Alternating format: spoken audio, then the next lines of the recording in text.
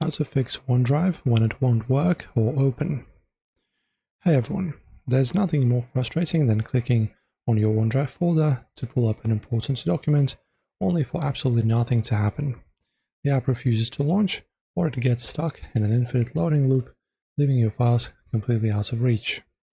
In this video, we're going to walk through a couple of quick non-nonsense ways to clear out those hidden areas, force the app to shut down cleanly, and then get it opening perfectly again.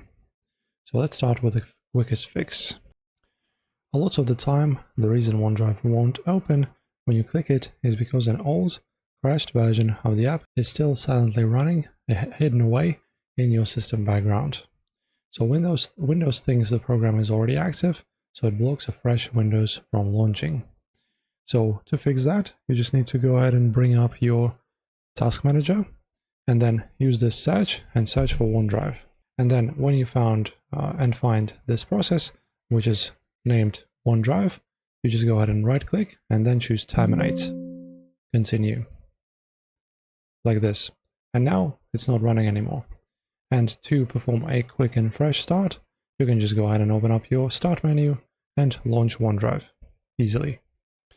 And if ending a background task did not work, and the app is still not launching, a corrupted cache file is likely blocking the launch sequence. So we can wipe this out instantly without losing any of our actual data.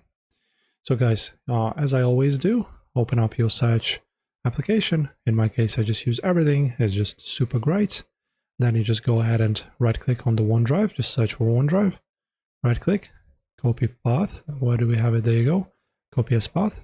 Then go ahead and launch your run window, which is the Windows plus R combination. Drag this right here for you.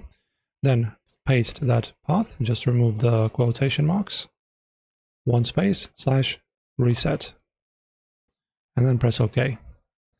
And then just take a look. It will reset itself. As you can see, something's happening. There you go.